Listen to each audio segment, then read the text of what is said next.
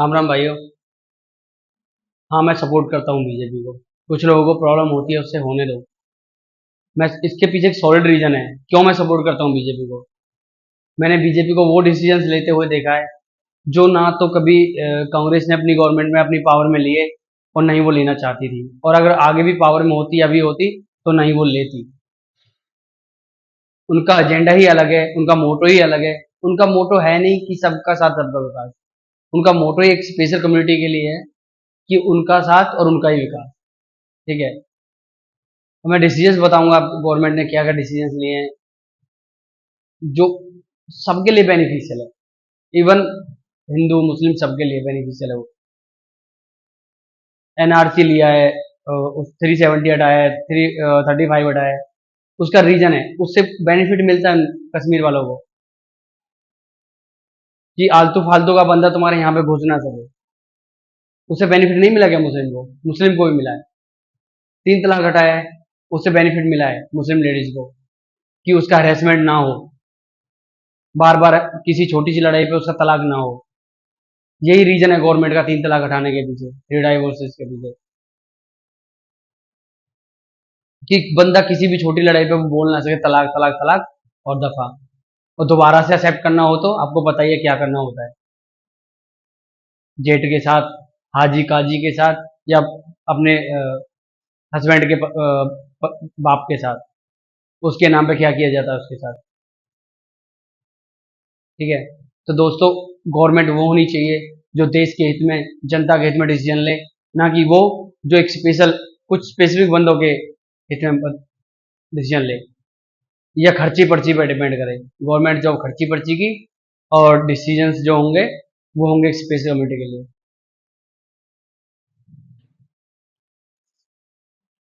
अब जो बेनिफिट्स है ना, वो एक नीचे वाले बंदे को भी मिल रहा है।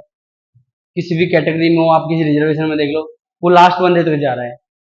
अभी भी एक अमेंडमेंट किया है एससी एक्ट में, तो उसमें भी उन्होंने वो एंड पॉइंट तक जाता है उसका बेनिफिट। उसका कुछ कैटेगराइजेशन का इश्यू था, तो वो भी उन्होंने सॉल्व किया है। और अब बात देखो, 370 डिसमिस किया बीजेपी में, 35A डिसमिस किया बीजेपी में, सीए आया बीजेपी में, एनआरसी अप्रूव हुआ बीजेपी में। ठीक है। और थ्री डाइवोर्स बीजेपी में। और आज तो आप सुनोगे ना, तो आपकी मतलब आंखें ही खुली रह जाएंगी। कान तो खुलेंगे खुलेंगे सुन के, और आपकी आंखें भी खुली रह जाएंगी।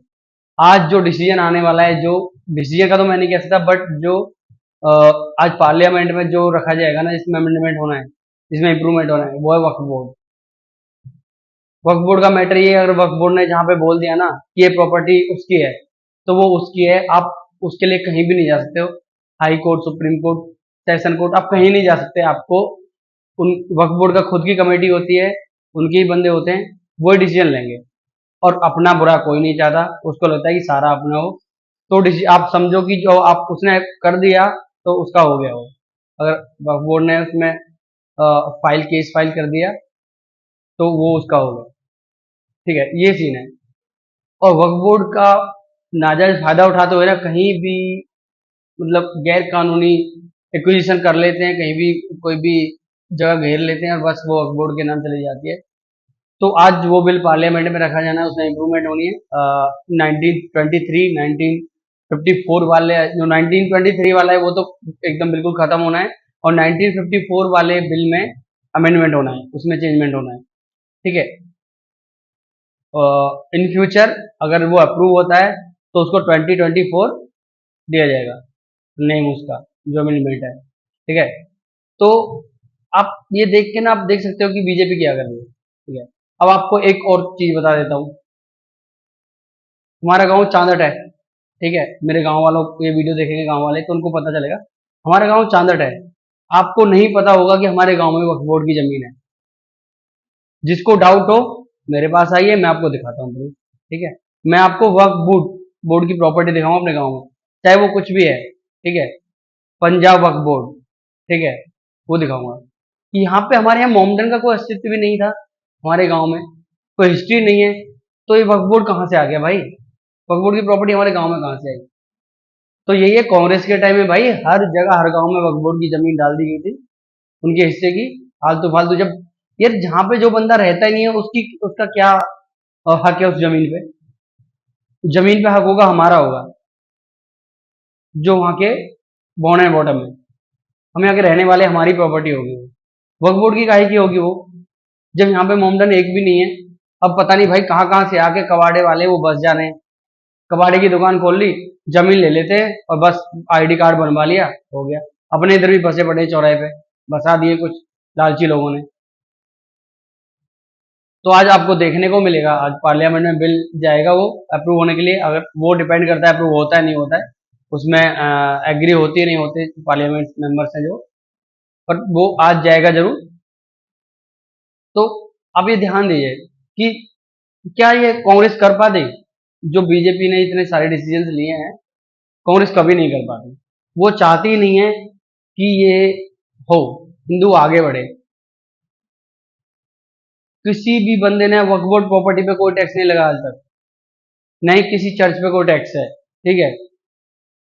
बट जो हिंदू मंदिर से भाई वहां से वो टैक्स लेते हैं। कर्नाटक में अभी गवर्नमेंट बनी थी कांग्रेस की, तो 12% उन्होंने भाई टैक्स कर दिया मंदिर की अर्निंग पे। अब वक्फ बोर्ड की प्रॉपर्टी से कोई गवर्नमेंट को बेनिफिट होता है? जीरो बेनिफिट, और नुकसान होता है ना। कुछ 9.2 लाख एकड़ प्रॉपर्टी वक्फ बोर्ड के अंडर है, ठीक है। और हमारी जो आर्मी के अंदर आपको पता है कितनी है? 11 लाख समथिंग, 12 लाख एकड़ के आसपास है। रेलवे के पास है आई थिंक 14-15 लाख एकड़, ठीक है। उससे हमें क्या होता है? उससे बेनिफिट्स होते हैं। जो आर्मी की है उससे हमें सिक्योरिटी मिलती है, वहां पर ट्रेनिंग्स होती हैं सोल्जर्स की, ठीक है। छावनी बनी हुई है, कैंट्स बने हुए हैं, उनके कैंप्स हैं। रेलवेज का ट्रैक बिछा हुआ है, रेलवेज के ऑफिस है, उनका जो वर्कशॉप्स है। वर्क बोर्ड की प्रॉपर्टी पे क्या है भाई? कोई बेनिफिट हो रहा है कंट्री को? कुछ भी नहीं हो रहा, जीरो बेनिफिट है। आप लोग बोलते नहीं हो अपने हक के लिए, आप कभी भी नहीं बोलोगे। अगर ऐसे ही दबे रहे तो आप नहीं बोल पाओगे। आपको पॉलिटिक्स से ऊपर जाके सोचना पड़ेगा कि क्या गलत है क्या सही है। आप वो बोल नहीं रहे हो, और आप नहीं, ना ही आप बोलना चाह रहे हो। आपने पॉलिटिक्स का चश्मा लगा लिया है, मैं बीजेपी के साथ हूं, मैं आपके साथ हूं, मैं कांग्रेस के साथ हूं, ठीक है। एटलीस्ट आप वो तो देखो कि कौन सी पार्टी सही काम कर रही है। अगर कांग्रेस सही करती है तब कांग्रेस के साथ जाइए, कांग्रेस को चूज कीजिए। बीजेपी से करे बीजेपी के साथ जाइए। जो भी पार्टी सही डिसीजन ले रही है करने के लिए, आप उसके साथ रहिए। आप बंधे हुए हो, जो ठेकेदार है ना, जो दल्ले हैं, आप उनके हाथों में बंधे हुए हो, ठीक है। बस यही कहना चाहता हूँ, खुल के रहिए, खुल के जिए जिंदगी, और आप देखना कुछ ना कुछ बदलाव आएगा। आज देखते हैं क्या होता है। बट आज जो हो रहा है ना गवर्नमेंट में, बीजेपी गवर्नमेंट में, ये कभी मैं एक्सपेक्ट नहीं कर सकता था कि ये होता कहीं भी। पॉसिबल ही नहीं था ये इतने सारे बिल्स अप्रूव होने, पास होना, कोई कर ही नहीं पाया आज तक। कांग्रेस तो चाहती नहीं थी, बीजेपी ने चाहा तो किया। वो तो पूर्ण बहुमत से नहीं आई गवर्नमेंट, अदरवाइज पता नहीं क्या क्या चेंजेस आते। अब दिल्ली का आप देखोगे ना वक्फ बोर्ड का, दिल्ली में वक्फ बोर्ड के पास ना बहुत महंगी जगह है दिल्ली में, जितनी भी सारी हैं, तो इतना रेंट आता है ना, उसमें करोड़ों, 10-10, 20-20 करोड़ के घपले तो ऐसे हो जाते हैं, 2-2, 3-3, 4-4 कॉलोनियों के अंदर, ठीक है। इतना महंगा सिस्टम है वहाँ का, और गवर्नमेंट को बेनिफिट मिलता है? कुछ नहीं मिलता उससे। वक्फ बोर्ड देता क्या है आप बताइए? ना कोई वक्फ बोर्ड का हॉस्पिटल है, ठीक है। नहीं आपका कोई चैरिटी करता है, ना कॉलेज है, ना स्कूल है, ठीक है। और आपका ना ही कोई आपका वो सीनियर सिटीजन्स के लिए है।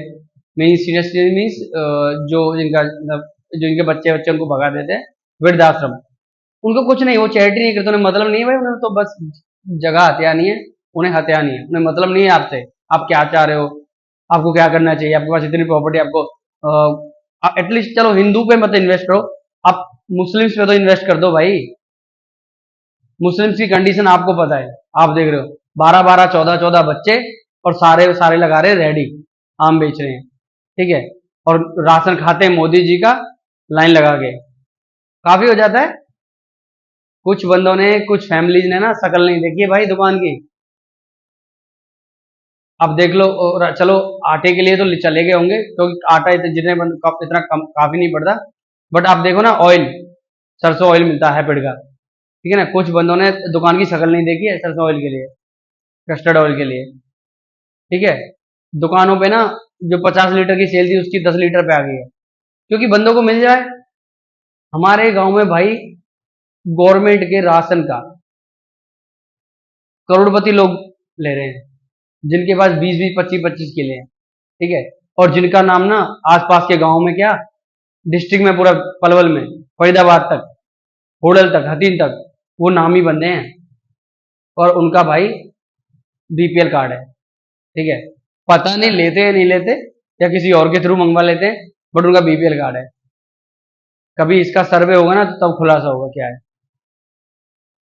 ठीक है। तो आप देखिए भाई, हमारे मंदिर क्या चलाते हैं भाई। आप जाओगे ना किसी भी मंदिर पे, मथुरा वृंदावन, आप अयोध्या में जाओ, आप कहीं भी जाओ, या अपने सिख भाइयों के गुरुद्वारे में जाओ, खाली पेट नहीं आओगे। मंदिर में जाओगे, खाली पेट नहीं आओगे। वक्फ बोर्ड क्या करता है भाई, हमारे मंदिर के हॉस्पिटल हैं, कॉलेज हैं। तिरुपति बालाजी का देखो हॉस्पिटल, कॉलेज है, ठीक है। और मेहंदीपुर बालाजी जो हनुमान जी का मंदिर है, उसका कॉलेज है।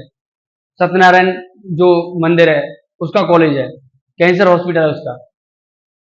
अब यार देखिए, जो होता है, वो चाहेंगे वो होगा। राम राम भाइयों।